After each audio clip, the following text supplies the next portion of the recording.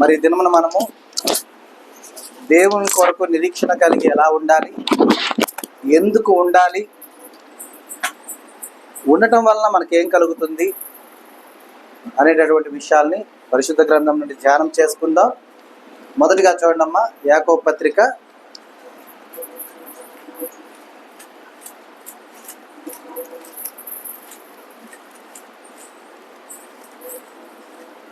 యాకోబు రాసిన పత్రిక 5వ అధ్యాయము. యాకోబు రాసిన పత్రిక 5వ అధ్యాయము 7-8 వచనాలు ధ్యానం చేసుకుందాం. సహోదరులారా, ప్రభు రాకడ వరకు ఓపిక కలిగి ఉండుడి. చూడుడి, వ్యవసాయకుడు తొలకరి వర్షమును కడవరి వర్షమును సమకూడు వరకు విలువైన భూఫలం నిమిత్తము ఓపికతో కాచుకొనుచు దాని కొరకు కనిపెట్టును కదా. ప్రభు రాక సమీపించుచున్నది కనుక మీరును ఓపిక కలిగి ఉండుడి. మీరు హృదయములను స్థిరపరచుకొనుడి. మీ హృదయములను స్థిరపరచుకొనుడి. మరి గమనించినట్లయితే సహోదరులారా, ప్రభు రాకడకు ఓపిక కలిగి ఉండుడి. చూడుము, వ్యవసాయకుడు తొలకరి వర్షమును కడవరి వర్షమును సమకూడు వరకు విలువైన భూఫలము నిమిత్తము ఓపికతో కాచుకొనుచు దాని కొరకు కనిపెట్టును కదా. మరి మనం కూడా గమనించాలి, మనము దేవుని యొక్క రాకడ కొరకు మనం కనిపెట్టుకునే వారుగా మనం ఉండాలి. అయితే ఇక్కడ దేవుని యొక్క రాకడ అంటే సహజంగా ఏదో ఒక రోజు, ఒక సమయం, ఒక డేటు దేవుడు అందరినీ తీసుకువెళ్తాడు అనేటటువంటి ఆలోచనలో మనము ఉండకూడదు. ఎందుకంటే మనము ఈ భూమి మీద జీవించి ఉన్నప్పుడు, మన స్పృహ తెలిసి ఉన్నప్పుడు మనము కనిపెట్టుకొని ఉండుట అనేది ఎంతో అనివార్యమైనటువంటి విషయమై ఉండగా, అంచె దినము ఎప్పుడు వచ్చునో ఎవరికి తెలియదు. ఎందుకంటే ఏ మనిషికి ఆ మనిషి యొక్క చిట్ట చివరి గడియలు వారి యొక్క కడవరి సమయములు. అవి ఎవరికి ఎప్పుడో తెలుసా అమ్మా? తెలుసా? తెలియదు. కాబట్టి ఆ కడవరి సమయం మనకు తెలియదు కనుక మనం ఈ క్షణమునే సిద్ధపడిన వారుగా ఉండాలి. ప్రభు రాకడ కొరకు కనిపెట్టుకున్న వారుగా ఉండాలి. ఎందుకంటే చలనం ఉన్నప్పుడు మాత్రమే మనము చేయు సమస్తమును కూడా పరిగణించబడతాయి. మనము ప్రభువునందు నిద్రించిన తర్వాత మన మీద నేరారోపణ చేయటమే తప్ప మన నేరాల్ని, మన పాపాలని మనం పరిహరించుకోవడానికి మనకు అవకాశమే ఉండదు. అంతే కదమ్మా. ఇప్పుడు మనం ఎవరినైనా బాధ పెట్టామనుకోండి, మనం స్పృహలో ఉన్నాం కాబట్టి మనం వెంటనే వెళ్ళిపోయి ఆ బాధ మనం తెలుసుకుని వాళ్ళని ఏం చేస్తాం, బాధ క్షమించండి అని అడిగి వాళ్ళని ఓదార్చి మనము వారి యొక్క క్షమను పొందుకోవడానికి మనకు ఒక అవకాశం ఉంటుంది సజీవంగా ఉన్నప్పుడు. అవునా కదా? నిర్జీవులమై ఉన్నప్పుడు వాళ్ళకి క్షమించమని అడిగే అవకాశం ఉంటుందా? ఉండదు. కాబట్టి ఏ సమయం ఎవరికి ఎప్పుడు ఎలాగును వచ్చునో, ఎందుకంటే ప్రభు ఏమంటున్నాడు, దొంగ వలే వస్తానంటాడు. అంటే దాని అర్థం ఏంటి? దొంగతనం చేయడానికి వస్తానని కాదు.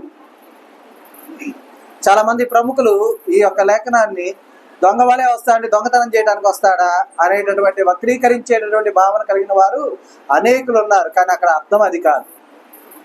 దొంగ వలే వస్తానంటే నేను నీవు ఊహించిన సమయమున రాను, నీకు తెలియకుండానే వస్తాను అని. కాబట్టి ఆయన ఎప్పుడు వస్తాడో మనకు తెలియదు. కాబట్టి మనం అంతా కూడా ఎలా ఉండాలమ్మా? సిద్ధపడిన వారుగా ఉండాలి. అలాగే మనల్ని మనం స్థిరపరచుకొని ఉండాలి. ఎందుకంటే ఒక వ్యవసాయకుడు, రైతు పొలము సేద్యపరచుటకు ఆయన ఎదురు చూస్తూ ఉంటాడు వర్షపు జల్లు కోసము. ఆ వర్షపు జల్లు వచ్చిన తర్వాత పంట కోయటానికి ఆయన కొన్ని పంటలకి నిర్ణీత సమయం ఉంటుంది. ఒకటి 2 నెలలని, ఒకటి 3 నెలలని, ఒకటి 4 నెలలని, ఒకటైతే 5 సంవత్సరాలని, ఒకటి సంవత్సరం అని, ఇట్లా ఉంటాయి. మరి ఆ సమయం కొరకు ఓపికతో ఎదురు చూస్తూ ఉంటాడా లేదా వ్యవసాయకుడు? అవునా? అలాగే మనము సిద్ధపడిన వారుగా ఉండి, స్థిరపరచబడిన వారుగా ఉండి మనం కూడా ఏం చేయాలమ్మా? ఎదురు చూసేవారుగా ఉండాలి, ఓపికతో ఉండాలి. అర్థమవుతుందా? ఓపికతో మనం ఉండాలి. మనకు అసలు లేనిది అది కదా, ఉందా? ఇప్పుడు పిల్లలందరికీ చూడండి, సమ్మర్ హాలిడేస్ వచ్చింది. అవునా? స్కూల్స్ ఓపెన్ చేసిన ఫస్ట్ రోజే అనుకుంటారు వాళ్ళు, అబ్బా ఈ సంవత్సరం తొందరగా అయిపోతే బాగుండు. ఎప్పుడెప్పుడు సమ్మర్ హాలిడేస్ వస్తాయా అని ఎదురు చూస్తూ ఉంటారు. కాబట్టి మనము అంటే వాళ్ళ ఆలోచన అది, మన ఆలోచన, మనల్ని దేవుడు ఒప్పుకోవాలి. దేవుని చేత మనం ఒప్పించుకున్న వారుగా ఉండాలి. కాబట్టి మనల్ని మనము సిద్ధపరుచుకున్న వారుగా ఉంటూ స్థిరపరచబడిన వారుగా మనం ఉండాలి. అంటే అనుక్షణము మనల్ని మనం ఏం చేసుకోవాలమ్మా? స్వపరిశీలన చేసుకోవాలి, ఆలోచించుకోవాలి, యోగ్యత కలిగి జీవించేవారుగా మనం ఉండాలి. దేవుని యొక్క కనుదృష్టి ఎదుట మనం ఎప్పుడు కూడా ఎవరుగా ఉండాలి? నిందారహితులుగా ఉండాలా? నిందా సహితులుగా ఉండాలా? మనం ఏమా? నిందా రహితులుగా ఉండాలి. కాబట్టి దేవుడు అందు విషయమై కూడా ఏం చెప్తున్నాడో చూద్దాం. యెషయా గ్రంథము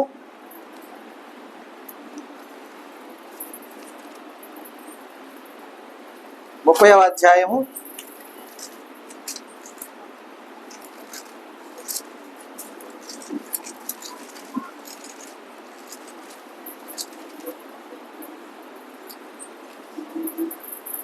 18వ వచనం చూడమ్మా.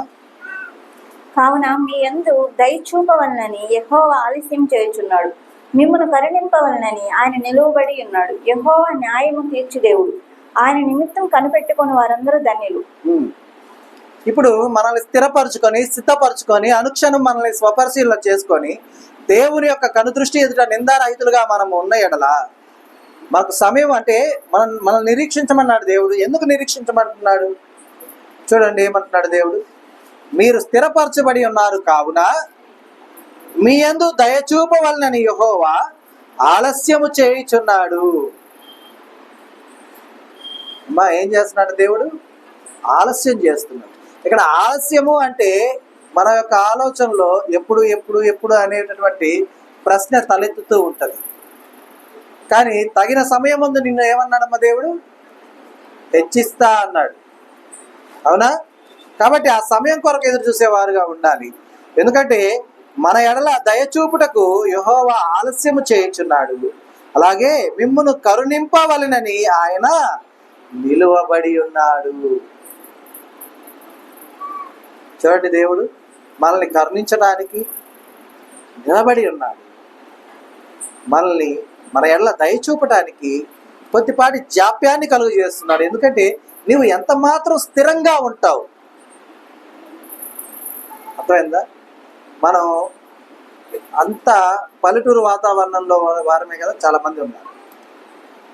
ఆ నేల అక్కడ మడి ఉంటుంది కదా అమ్మ, అంటే ఏంటంటే ఉద్దేశం మాగాని ఉంటుంది కదా, నీరు పెడతారు. నీరు పెట్టిన తర్వాత కొంగలు వస్తాయి. గమనించారా? ఆ పురుగులో చేపల్లో ఏయోటి ఆ నీళ్ళలో తిరిగేటటువంటి వాటిని పట్టుకొని తినడానికి కొంగలు వచ్చి అక్కడ వాలినప్పుడు అది అట వాలి వెంటనే అక్కడ తీసుకుని వెళ్ళిపోయిద్దా? ఏం చేస్తుంది? నిరీక్షణ కలిగి ఉంటుంది. ఎందుకంటే అనువైన సమయం కొరకు, అంటే దాని ఆకలి తీర్చుకోవడానికి అనువైన సమయం వరకు అది ఎంతసేపు అయినా వేచేయడం. అవసరమైతే ఒంటి కాలు మీద 2 కాళ్ళు నొప్పులు పుడుతుంటే ఒక కాలు ఎత్తి పెట్టుకొని ఒక కాలు మీద నిలబడుతుంది. ఈ కాలు నొప్పి పెట్టాక ఆ కాలు దించి ఈ కాలు పైకి ఎత్తి పెట్టుకుంటుంది. దాన్నే కొంగ జపం అని కూడా అంటారు. ఒట్టి కాలు మీద నిలబడి ఉండేదాన్ని. అంటే ఆ యొక్క కొంగ ఏ రీతిగా అయితే తన ఆకలి తీర్చుకోవడానికి ఓపికతో నిరీక్షణ కలిగి వెయిట్ చేస్తుందో, అలాగే దేవుని యొక్క దయ పొందుకోవటానికి, దేవుని యొక్క కరుణని పొందుకోవడానికి, ఆ కృపను పొందుకోవడానికి మనం కూడా ఎలా ఉండాలి? నిలిచి ఉండాలి, ఓపిక కలిగి ఉండాలి, నిరీక్షణ కలిగి ఉండాలి. దేవుడు ఆలస్యం చేస్తుంది నీలో ఉన్న నిరీక్షణను చూచుటది. దేవుడు ఆలస్యం చేస్తుంది నీలో ఉన్నటువంటి స్వాభావిక సిద్ధమైనటువంటి విధానాన్ని నలుగురికి కనబరచుటకు, నేను ఒక సాక్షిగా నిలబెట్టుటకు. అంతేకాని నీకు ఆయన యొక్క దీవెన ఇవ్వాలని ఇవ్వకూడదని అనే ఉద్దేశం కాదు. ఇవ్వాలని మాత్రమే ఉన్నాడు కాబట్టి ఆయన నిలబడి ఉన్నానంటున్నాడు. అర్థమైందా?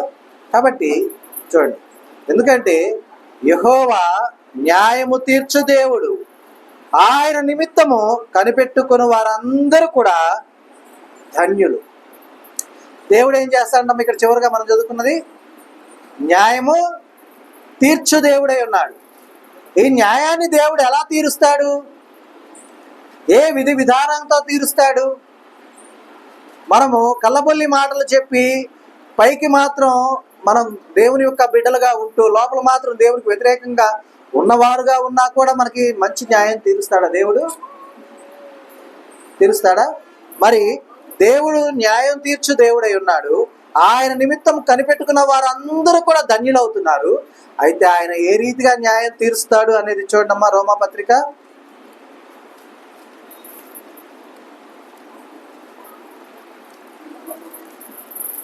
'అపోస్తలుడైన పౌలు రోమీయులకు రాసిన పత్రిక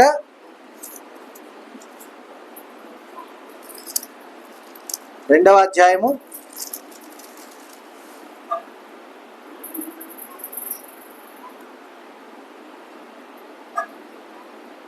6 నుండి 9 వచనాలు చూడమ్మా. ఆయన ప్రతి వానికి వాని వాని క్రియల చొప్పున ప్రతిఫలం ఇచ్చును. సత్క్రియను ఓపికగా చేయుచు మహిమను ఘనతయు అక్షయతను వెలుగు వారికి నిత్య జీవమునిచ్చును. అయితే భేదములు పుట్టించు సత్యమునకు లోబడక దుర్నీతికి లోబడి వారి మీదకి దేవుని ఉగ్రతయు రౌద్రమును వచ్చును.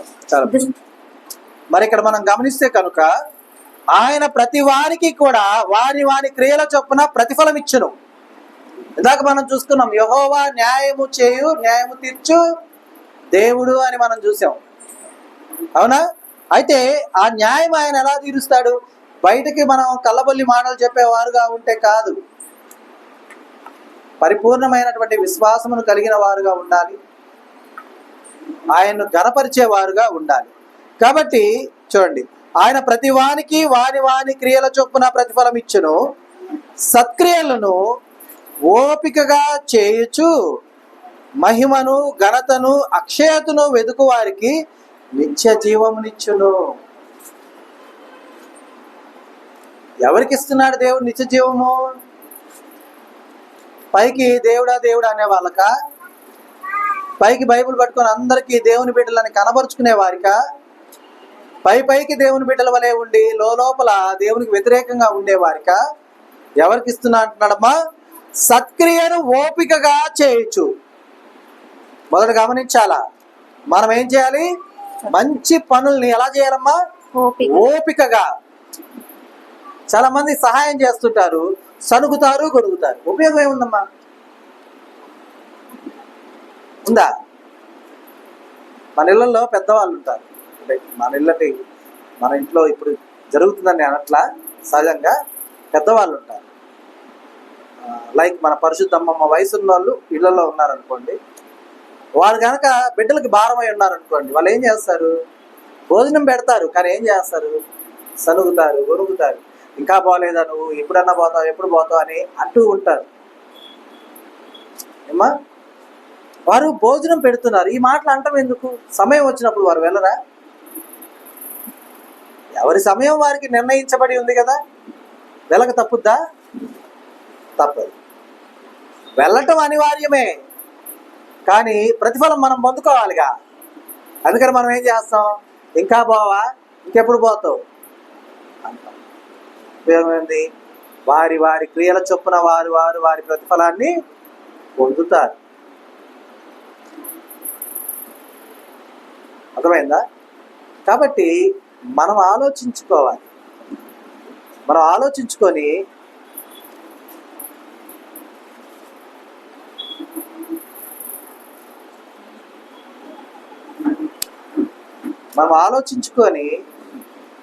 మనం చేస్తున్న క్రియను ఓపికతో చేయాలి.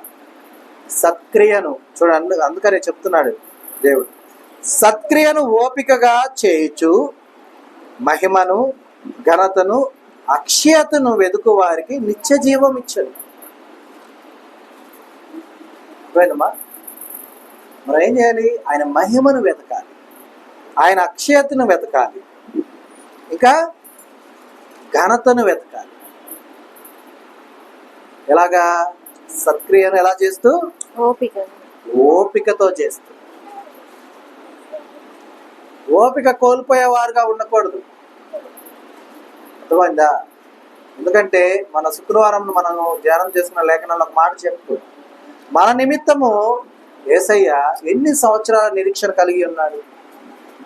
ఏమా అలా కాదు. కాబట్టి సత్క్రియను ఓపికతో చేయొచ్చు.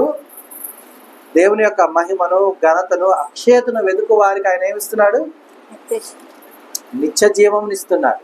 అయితే ఇంకొకటి కూడా చూడండి, భేదములు పుట్టించి సత్యమునకు లోబడక దుర్నీతికి లోబడు వారి మీదకి దేవుని ఉగ్రతయు రౌద్రమును వచ్చును. ఎవరికి వస్తుంది? భేదాలు పుట్టిస్తారు. ఇక్కడ మాటలు అక్కడ చెప్తారు, అక్కడ మాటలు ఇక్కడ చెప్తారు. వాళ్ళు అన్నది ఒకటైతే వీళ్ళు చెప్పేది ఇంకోటి అయింది. ఏం ఉపయోగం ఉంది దానివల్ల? ఏమా ఏమన్నా ఉపయోగం ఉందా? ఎటువంటి ఉపయోగం లేదు. కాబట్టి భేదాలు పుట్టించేవారుగా ఉండకూడదు. ఒకవేళ పక్కన వాళ్ళ గురించి నీ దగ్గర ఏదైనా తప్పుగానే మాట్లాడారు అనుకోండి, వాళ్ళ గురించి వారు కనపడ్డప్పుడు నువ్వు వాళ్ళని ఆ విధంగా చూడాల్సింది. ఒకవేళ వారిలో నీకు తప్పు కనపడినా కూడా వాళ్ళని మార్చే విధంగా చూడాలి. అర్థమైందా? అంతేగాని నువ్వు అదంటగా నువ్వు ఇదంటగా అన్నప్పుడు ఎవరు చెప్పారంటే పలానా. అసలు మనకెందుకు ఆ ముచ్చట్లు? ఒకవేళ ఎవరన్నా అలాంటి మాటలు మాట్లాడటానికి వచ్చినా ఏం మాట్లాడాలి? మనం అపహాసకులు కూర్చుండే చోట కూర్చుండవద్దని దేవుడు చెప్పలా? ఒకరి గురించి నీవు మాట్లాడుతున్నావు, వారిని అపహసిస్తున్నావనే కదా అర్థం. మరి అపహాసకులు కూర్చుండే చోట కూర్చున్నట్టే కదా అర్థం. ఏమా భేదాలు పుట్టించేది వారైనా సరే దానికి దోహదపడింది నీవే కదా. అప్పుడు నీవు కూడా భేదాలు పుట్టించిన వారివేగా. అప్పుడు నీకు రావాల్సింది నిత్య జీవమా, దేవుని రౌద్రమా, ఉగ్రత?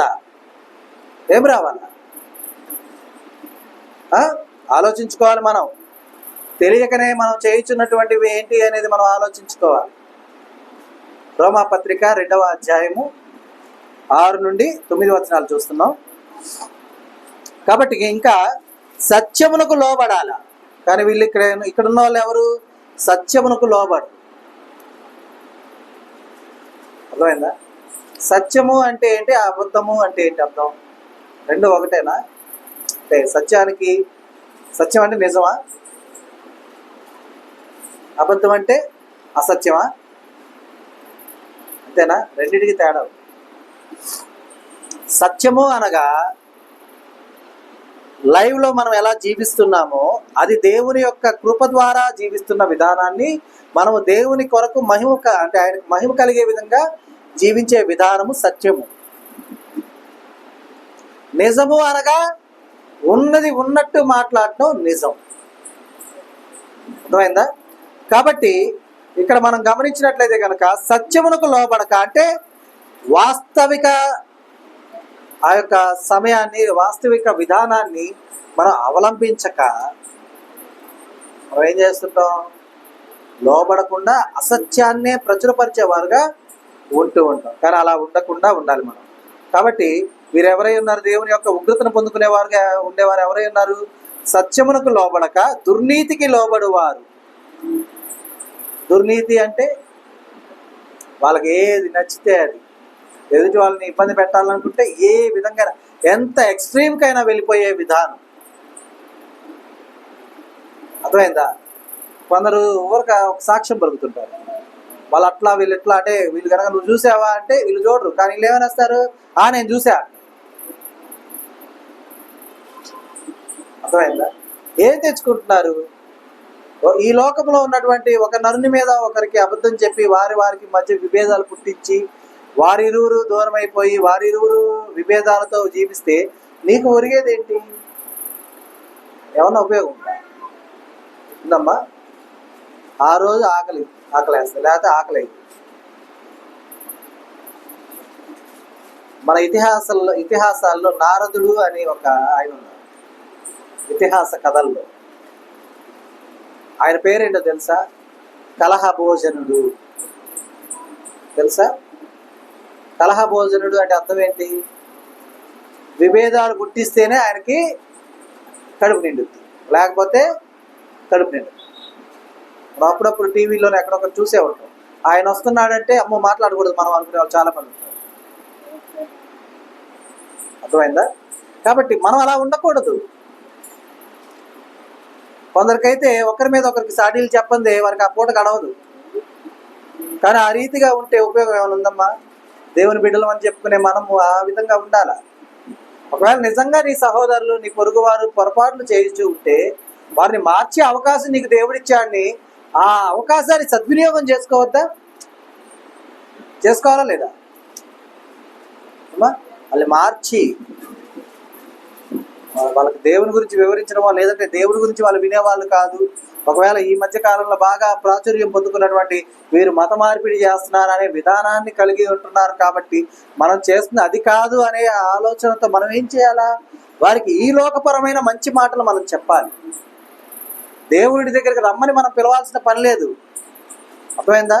నువ్వు చర్చికి రా అని చెప్పాల్సిన పని లేదు, చర్చికి వచ్చి కూర్చో అని చెప్పాల్సిన పని లేదు.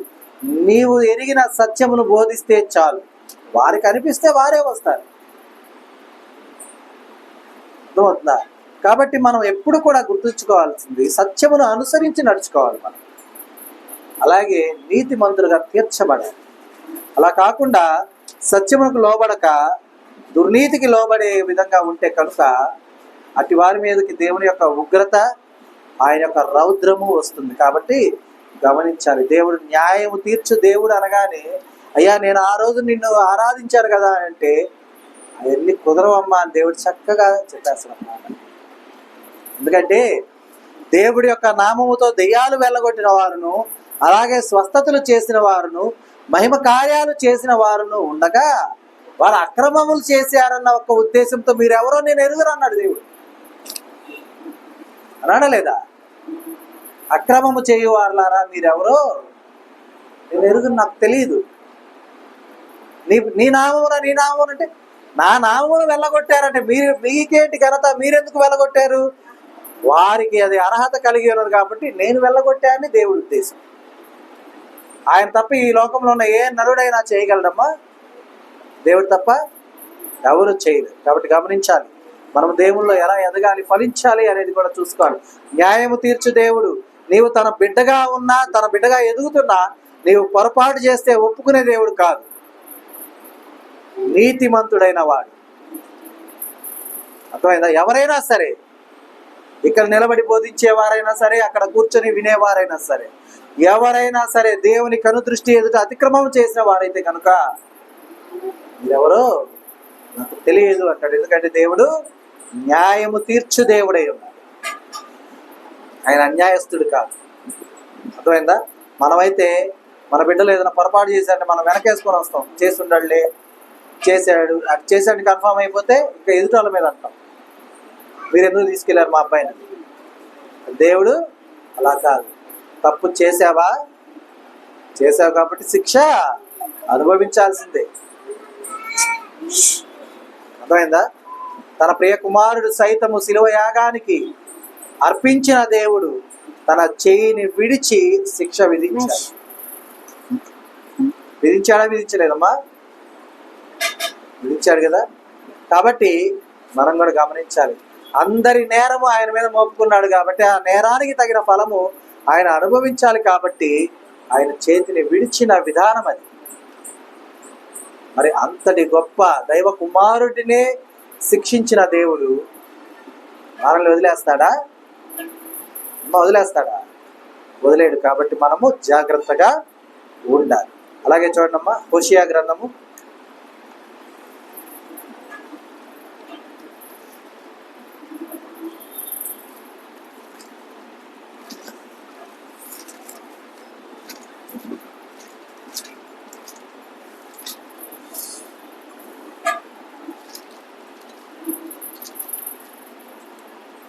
12వ అధ్యాయము, హోషేయ గ్రంథము 12వ అధ్యాయము 6వ వచనం చూడండి. కాబట్టి నీవు నీ దేవుని తట్టు తిరగవలను, కనికరమును న్యాయమును అనుసరించుచు ఎడతెగక నీ దేవుని యందు నమ్మిక నుంచుము. మనము సత్యమును అనుసరించి నడుచుకొనొచ్చు, నీతిని అనుసరించి నడుచుకొనొచ్చు ఉండాలి. కాబట్టి మనం ఎలా ఉండాలి? నీవు నీ దేవుని తట్టు తిరగవలెను, కనికరమును న్యాయమును అనుసరించుచు ఎడతెగక నీ దేవుని యందు నమ్మిక ఉంచుము. మనకి దేవుని మీద నమ్మకానికన్నా కూడా ఎక్స్ట్రీమ్లో ఉండేది ఏంటో తెలుసా? ఎదుటి వారి సంతోషం. అస్సలు వాళ్ళ సంతోషం ఉంటే మనకు నచ్చదు. అర్థమైందా? అందుకే దేవుడు చెప్తూ ఉన్నాడు ఏమని, ఎడతెగక దేవుని యందు నమ్మకం ఉంచుకో, ఎందుకంటే తగిన సమయం ఉంది నిన్ను హెచ్చిస్తాడు దేవుడు. వాళ్ళు బాగున్నారు కదా దేవుడిని ఎరగకుండా, వీళ్ళు బాగున్నారు కాదు కదా, అది కాదు మనకు కావాల్సింది. మనము మంచి రోజులు చూడబోతున్నామన్న నిరీక్షణ ఉండాలి. ఒకరితో ఎప్పుడు కూడా మనము కంపారిజన్ చేసుకోకూడదు. నేను నా దేవుని కనుదృష్టి ఎదుట నేనేంటి, ఆయన యొద్ద నా స్థానం ఏంటి, నా దేవుడు నన్ను ఏ స్థాయిలో ఉంచుతున్నాడు, ఇది మనం ఎదురు చూడవలసింది, మనం ఆకాంక్షించవలసింది ఇది. ఆయనలో ఎదగటానికి, ఆయన ఫలించటానికి, ఎప్పుడు కూడా ఆ కృపను పొందుకోవడానికి మనము ఎదురు చూసేవారుగా ఉండాలి, ఓపికతో ఉండాలి, నమ్మకముతో ఉండాలి. అర్థమైందా? కనికరము, న్యాయమును అనుసరించాలి. కాబట్టి మనం ఎవరి వైపు తిరిగి ఉండాలమ్మా? దేవుని వైపు తిరిగి ఉండాలి. ఆయన వైపు తిరిగి ఉండి మనం అలా ఉండాలి. అర్థమైందా? అంతేగాని ఈ లోకపరమైన విధి విధానాన్ని కలిగిన వారుగా మనం అస్సలు ఉండకూడదు. అది ఎలాగో చూడండి, 37వ కీర్తన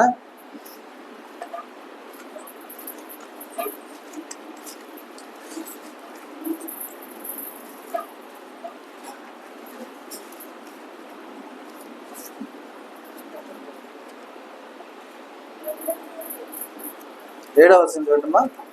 యెహోవా ఎదుట మౌనముగా నుండి ఆయన కొరకు కనిపెట్టుకొనుము. తన మార్గమును వర్ధిల్లు వాని చూచి వ్యసన పడకము, దురాలోచన నేర్చుకుని వాని చూచి వ్యసన పడకము. యెహోవా ఎదుట మౌనముగా నుండి ఆయన కొరకు కనిపెట్టుకొనుము.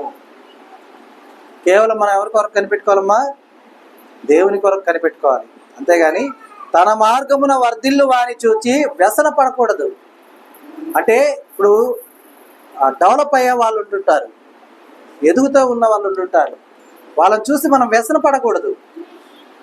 వాళ్ళు అలా ఉన్నారే, వీళ్ళు ఇలా ఉన్నారే, వాళ్ళు అంత సంతోషంగా ఉన్నారే, వీళ్ళు ఇంత సంతోషంగా ఉన్నారే, నాకెందుకు బాధలు, నాకే ఎందుకు బాధలు, నేనెందుకు కష్టపడుతున్నాను, నాకే ఎందుకు ఇన్ని కష్టాలు వస్తున్నాయి, నాకే ఎందుకు ఇన్ని శ్రమలు వస్తున్నాయి అని కాదు.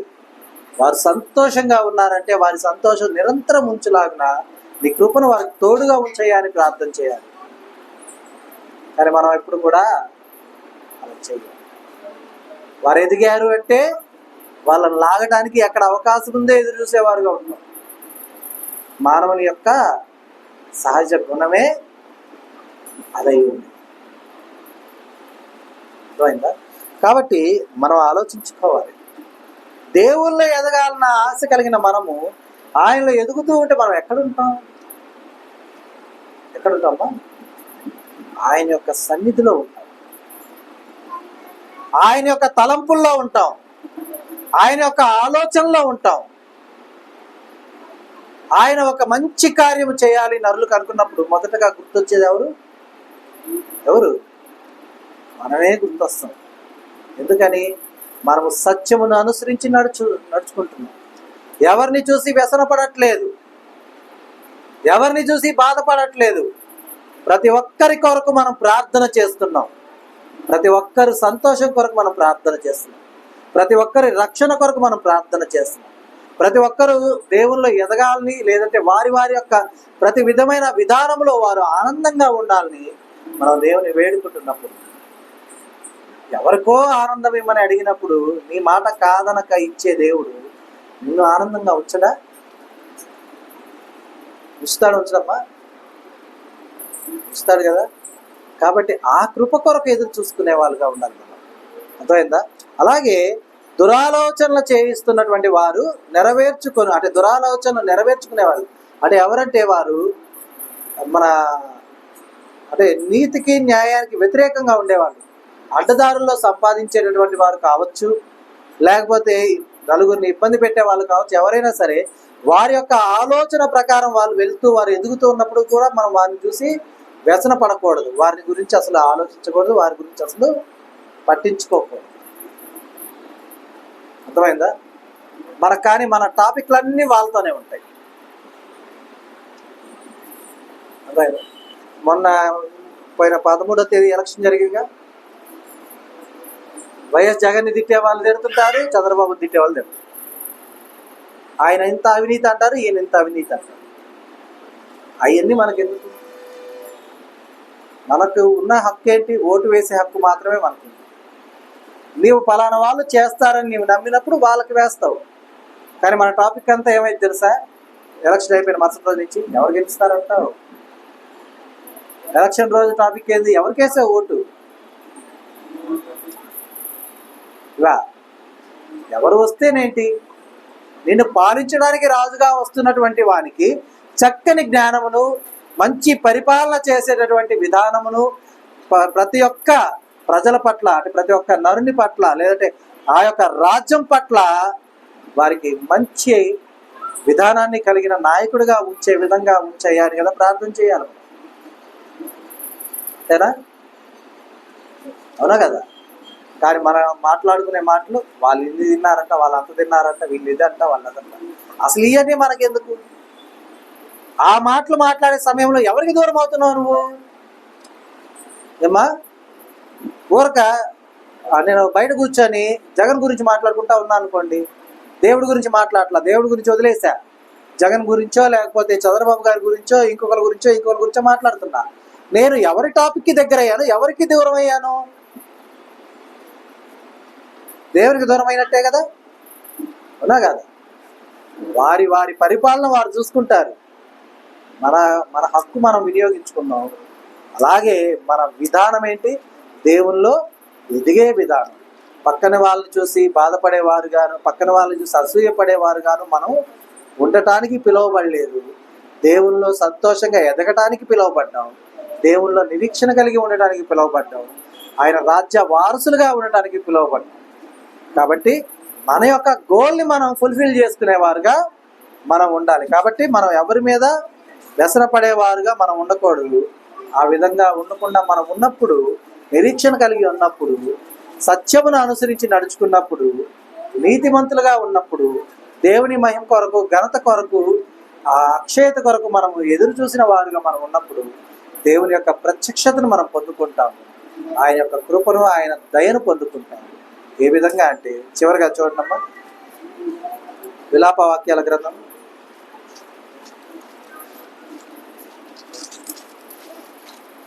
3వ అధ్యాయము, విలాప వాక్యముల గ్రంథము 3వ అధ్యాయము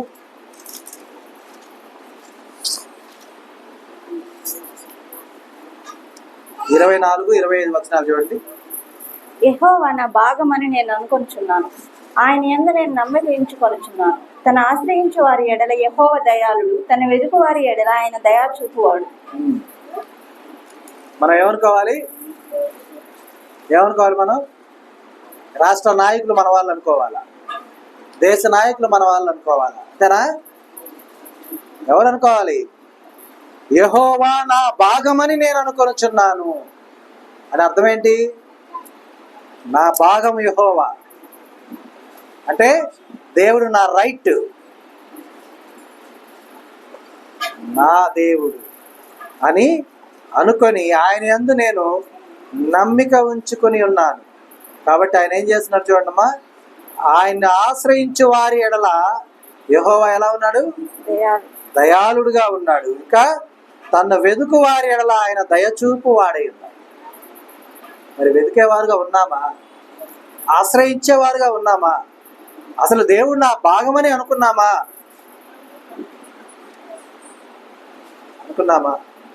ఆలోచించుకోవాలి. దేవుడు నా భాగమని మనం యోచించి ఆలోచించి, మన భాగమైన దేవుణ్ణి, మనలో భాగంగా ఉన్నటువంటి దేవుణ్ణి మనం ఆశ్రయించినప్పుడు, ఆయన వెతికినప్పుడు ఆయన దయాళుడుగా ఉండి మన ఎడల దయ చూపుతాడా? ఆ దయను నిరంతరం పొందుకుంటే మనం ధన్యులమా కాదా? ఒకరి గురించి మనం మాట్లాడుకుంటే వస్తుందా ఆ ధన్యత?